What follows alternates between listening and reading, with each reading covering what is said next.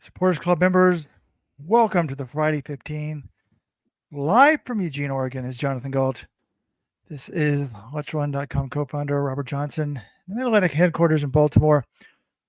Weldon is listening, but mainly producing the show today. For those of you listening live, thank you for being a great track and field fan. But you need to prove that you're the best track and field fan by joining the Supporters Club today. Let'sRun.com/subscribe to get all of these as a podcast, bonus podcast, etc. John, let's assume that you're the average Let'sRun.com Supporters Club member. You're a busy person. You're fantastically good looking, wealthy, sub 14 PB. I mean, all of that, right? We've done some research. We've hired the Rasmussen. The average listener right now listening to the show, driving home from work, is a 29-year-old former All-American female, ex-Sports Illustrated swimsuit model that is now pulling down $750,000 a year working in finance in New York City. They didn't listen to the pre-classic press conference live. They need you to give us the scoop. I'm trying to think what questions they would have. I guess it's probably the questions that I have since I didn't watch it either. All right, John. Number one, is a world record attempt on in the men's mile?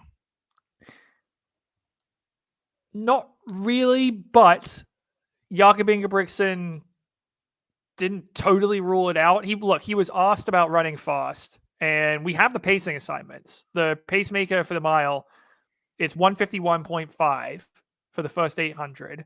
That's 344.3 pace. And we know Jakob likes to pick it up towards the end of the race. So I don't think we should say it's impossible, but he was asked about running fast, and he's like, well, as we all know, Eugene is a challenging race. Sorry, let me get his exact thing. We all know that Hayward Field is a difficult track to manage and run fast in the distance events. I don't know if we all knew that, but Jakob says, with 300 meters to go, there's always headwind, so that can be a little bit tricky. It all depends if we can get lucky for a couple laps. So I think it's going to be pretty quick. He knows it needs to be fast, and he knows he's in good shape. He stressed how he surprised himself with how easy that 2,000 meter world record felt a week ago in Brussels. So I don't know if Jakob can get through 800, assuming he's right behind the pacer at maybe 151 high, and he's feeling good and it's not too windy on that back straight. I'm not ruling it out, but then I didn't get to talk to Jakob one-on-one. It was kind of frustrating. I thought there was going to be availability and there wasn't, but I did ask Jared de Goose. I said, do you know anything about a world record attempt in the mile? And he said, no. I feel like if Jakob was going for it, we would have heard about it by this point. So I don't think it's an official attempt, but I do think it could be pretty quick if the weather's okay. A couple of things just don't make any sense. Like if we knew he was going for it, we would have heard about it. Then why is he going out in 151 if it's not a world record attempt? 151 for the first 800 would be 152. 151.5. So that's like 152.3 for mile pace. So that's basically, I mean, that's right on. That's probably the pace he'd perfectly want to go out on.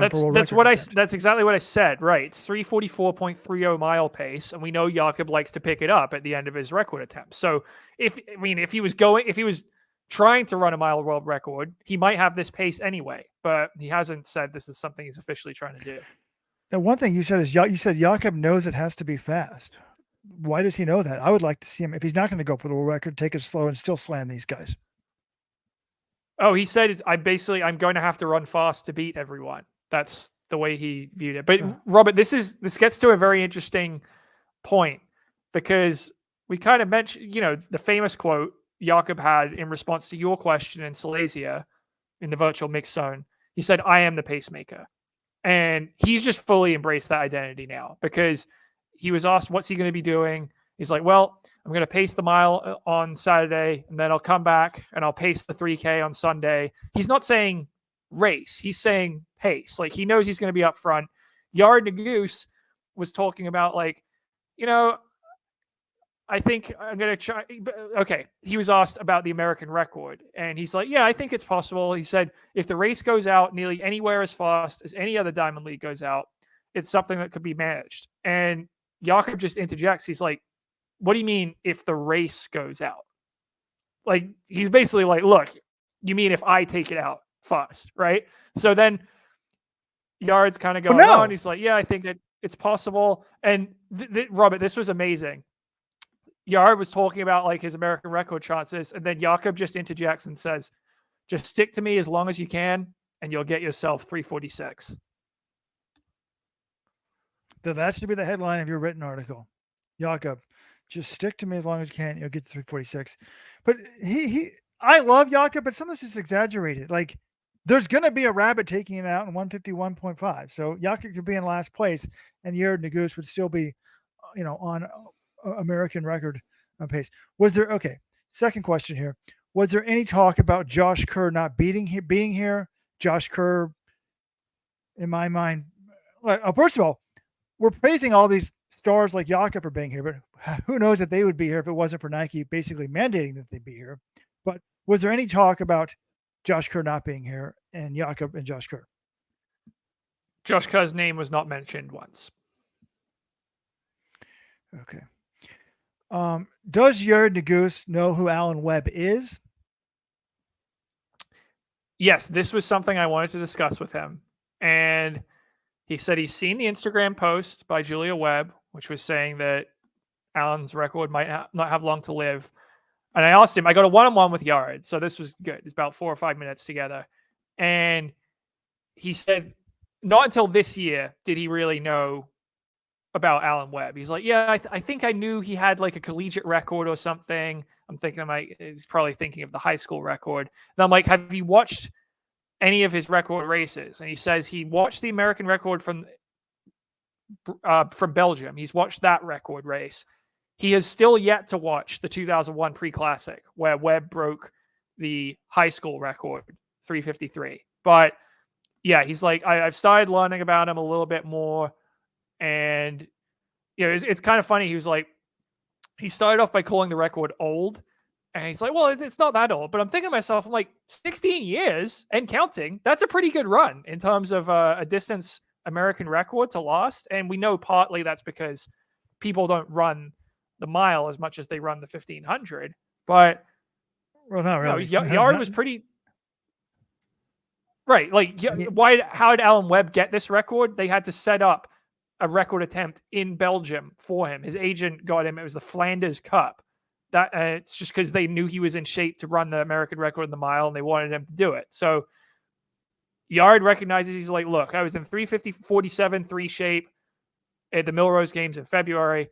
Pretty much, I might be a little fitter. He thinks he's right around the same sort of fitness now. He will have Jakob Ingebrigtsen towing him along. I mean, as long as that back straight doesn't get too windy, I think he's got every opportunity to break this record, and Yard believes that too. It's a shame Dark Sky, the app, doesn't exist. I would be on there right now telling people what wind to expect, but the new Apple weather app is so terrible. I can't even try to go there. I thought I had another Jared Naguse question. Well, it's kind of interesting about Jared doesn't know who Jakob is. Like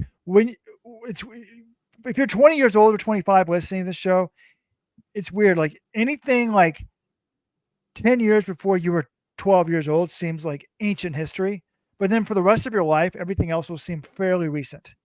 It's very weird. Like for me, the 70s are like, my God, and the 60s seem like might as well be 1860s.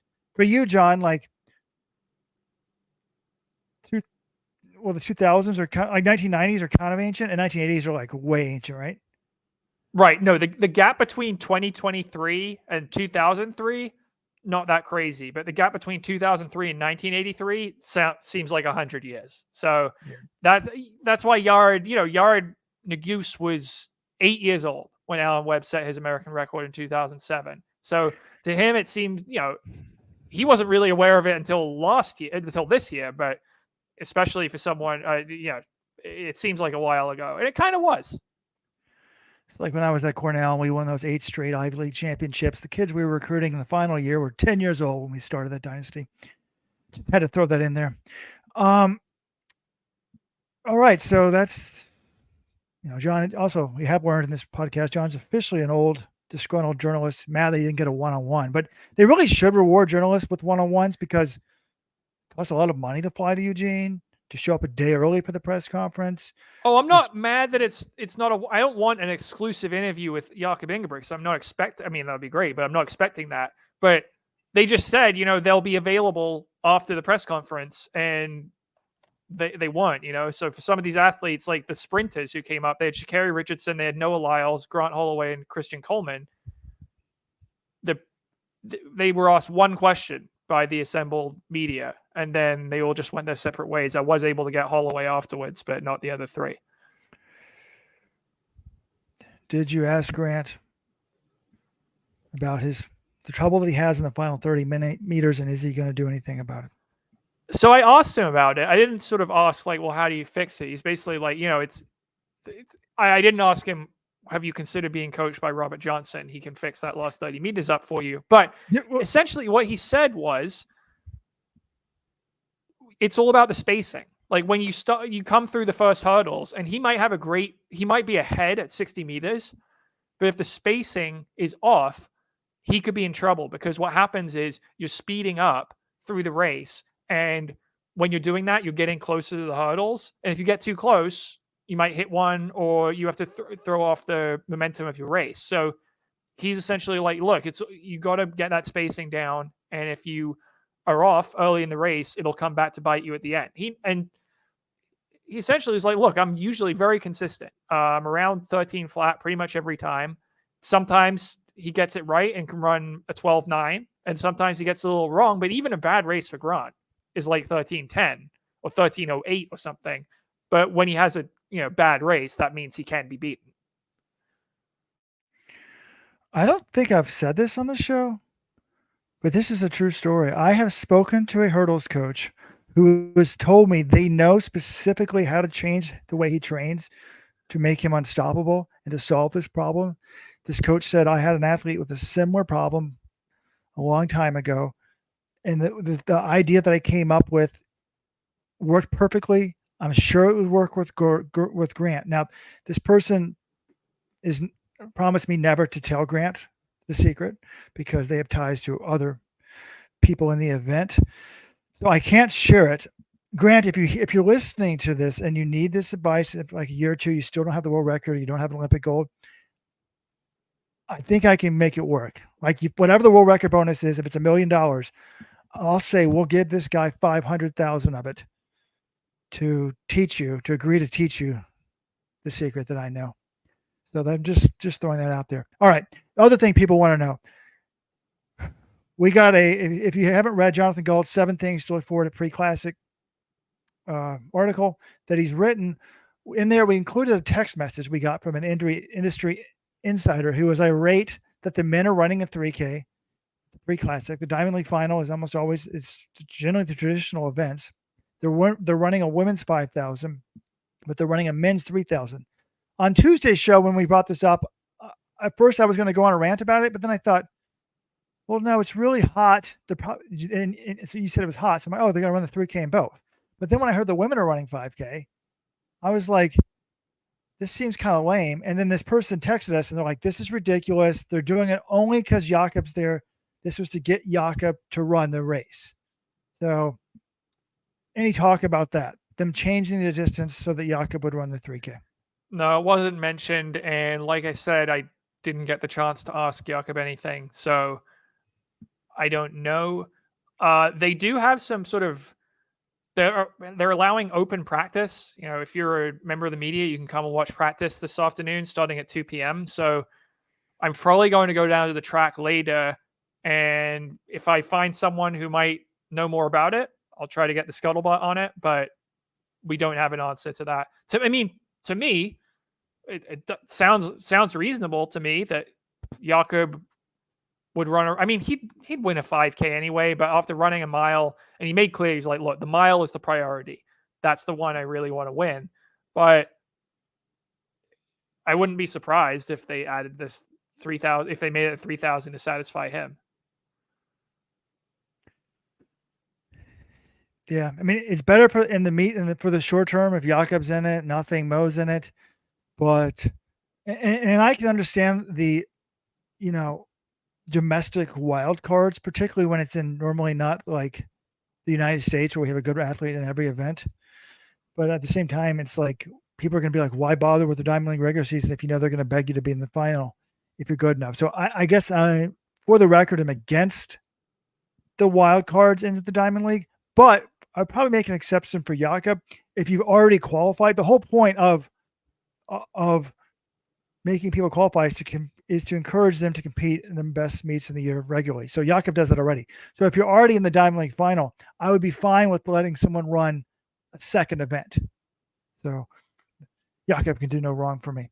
All right, John, we're going to end this at 20 minutes. We only have 4 minutes left. This is going to be almost a real Friday 15. It's going to be a Friday 20.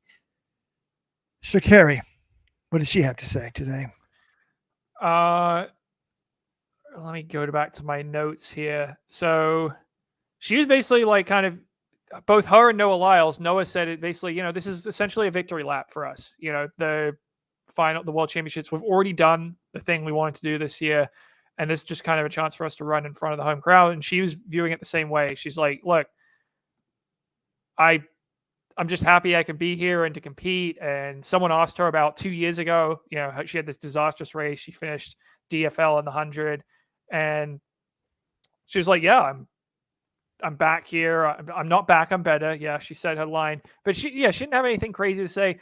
I did find she had an interesting line. They asked her what she's going to do after the season. She said, go back to the Triple D, ignore my coach's calls, take a couple vacations. So I thought that was fun.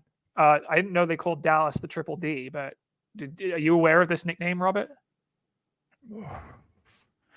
Wow. I thought for a minute we were going to have to rate this podcast NC-17. I thought Triple D was referring to body part size. But that would be double D, right, John? Yeah. We don't no, need to it was down not. that avenue. Well, I mean, this is someone that many people think has had augmentation surgery. Well, it's going to say strap that from the podcast, but like this is the problem with the modern world. Why should I have to strike something from the podcast that is basically a fact, right? I'm just pointing out. We like to have 100% facts, things that aren't basically facts, but that we know for sure. Anyway, the other thing about Sha'Carri, it's interesting. I had a conversation with her agent, Ronaldo Nehemiah, before the press conference because I was like, look, does Sha'Carri have something against me or against the media? Because a couple of the questions, the responses she had in Budapest, came across as a little frosty. And he had I thought it was interesting what he had to say. He's like, look, she was in a dark place for a lot of 2022 and for some of 2021 as well. And it was really difficult for her to deal with. And he thinks she's come through on the other side. But one of the reasons she's been able to do that is she doesn't like to look back. Anything from January 2023 onwards, she's been in pretty good place, pretty stable. She doesn't mind talking about. But when you ask her about stuff from last year when she was going through some bad stuff on and off the track, that's kind of like a trigger for her. And he's like, honestly, I thought it could have been even worse if, you might have got off easy. So I just thought that was interesting to know, this is the kind of stuff that we don't always get to hear. And it was interesting to hear that one of the reasons she's been able to have so much success and stay on the straight and narrow for this whole track season is just focusing on this year and not really letting the demons of years past come back to bother her. So that kind of gives an insight into where her head's been at a little bit this year. But if that's a concern, if we're somehow triggering her, like triggering, someone back from past trauma, they could just tell us that. Like she really doesn't want to talk about the past. She wants to talk about the forward. But I don't think anybody was. Well, he said he's had conversations with USATF and some media members with that, and I guess we weren't privy to that. But he has also it's kind of like so we you can't talk to Tom Brady about the Giants game that he lost. So I think it's they're fair questions to ask, but I think he's basically saying, look, if you ask her about that stuff, don't expect a great reaction out of it. So I appreciate his explanation on that. Did Noah Lyles say why he's at the meet? Did he say, Jonathan, tell your boss, the guy that doubts me, thank you. He got me to run this. Yeah, meet. he actually demanded a round of applause for Robert Johnson in the press conference because he's like, without him, I wouldn't be here. No. What he said was, I was doing some build-ups after Zurich, and I was thinking, yeah, I got one more in me. So then he was like, I need to make sure my body's all good to go. I need my massage therapist. His massage therapist was at the Basketball World Cup with the French team, and they ended up getting knocked out early. So she was able to come back and work on Noah. And he's like, you can kind of help. You can thank the French team for getting knocked out early, because that meant my massage therapist was able to come back and get my body all good to go. So, and he also said he wants to beat the world lead. He's like, he doesn't like that it's a 3-way tie right now between him and Coleman and Zarnell Hughes. He didn't mention money. I don't know how much of a factor that was, but that was kind of his explanation, was he thinks he's got at least one more race in it. Well, he's got one more race in him this season. And I haven't been on social media this week. Did he do any fashion weeks? Did he show up in Good Morning America? Any of that? Or did he stay focused for this one? I feel like one of the morning shows he's done something with. I don't really know in terms of New York. I don't know when New York Fashion Week is, so I couldn't tell you if he's been there or not. All right, last question. Any info on why I think Mo decided to run the race? I'm assuming that it's because it's in her contract that she should run this race, and she decided she didn't want to get reduced or push it. Phil Knight has spent billions of dollars on track and field, and he probably wants her here. So she's here, but that's the assumption. I haven't heard anything official. It is funny. My Uber driver who drove me from the press conference back to the house I'm staying at is like, you know who I just dropped off? A thing Mo. Had such a nice conversation with her, and she's really a charming individual, and it was like, yeah, it's kind of cool that she's here. He's like, oh yeah, I'm glad. I was talking to her. I'm like, so what event? I thought it was her. And I said, what event do you run? She said the half mile. And yeah, so she's in Eugene, is planning on running. I'm assuming it's because of the Nike contract, but haven't gotten any official confirmation. That's awesome. What event do you run? Half mile.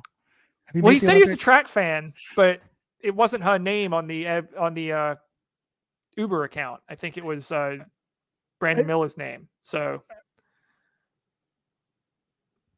well, it's no secret they were dating. I don't want to talk about the current status of that relationship, but it's not totally crazy that would be the situation. Anyway, the other thing I wanted to say, Michael Riley, the meet organizer, said he fully expects to have a full stadium for both days. They've got only a few remaining tickets to sell, and he thinks they can get there by the time the meet starts tomorrow. And 1/3 of the fans will be from outside the state of Oregon. He said 49 of the 50 states are represented in ticket sales. The only one missing, Vermont. So if you're listening in Vermont, come on, fly out. You can still make it on Sunday. Then you can get it 50 for 50. Wow, that's interesting. I'd love to know what percent of in-state are from Portland and which part are from Eugene. That's great news. So, but that other thing is really funny. It's like, what do you? I'm a track athlete. What event? Half mile. Have you made the Olympics? Then it's like, you have to say yes, but you just say yes, I've won them, or whatever. It was kind of like, John, did you have the college thing when you didn't know if you should sort of be proud of the fact that you went to an Ivy League school, if they're going to think differently of you? So you're like, where do you go to school? And you're like, in New Hampshire. I might have said that once or twice. Usually I just say Dartmouth College. I'd always say Dartmouth College. I feel like saying college would make me sound less preppy or snobby, or I don't know. So yeah, but it's not something to be proud of. I'm proud of going to Dartmouth. I had a great time. Yeah, it's not something I should feel bad about. All right. I think that's going to do it for the podcast. I will try to write up something. The Jakob thing I think was interesting, and Yared Nuguse definitely thinks he can get the American record in the mile. So that'll be fun. I'll see if we get anything from this open practice session or whatever at Haywood Field. So I'm going to head down there this afternoon, and yeah, then I think we're going to try to go live after tomorrow's events, right, Robert? We got the mile. The Bauman Mile is the final one. I think we're going to try to have a live show for everyone after the pre-classic tomorrow. Correct. So yeah, it may not be directly after because might have to go back here, but we'll have some content for you. And of course, we'll have interviews and we will have analysis from Eugene as well. So thanks for tuning in, everyone, and have a great weekend.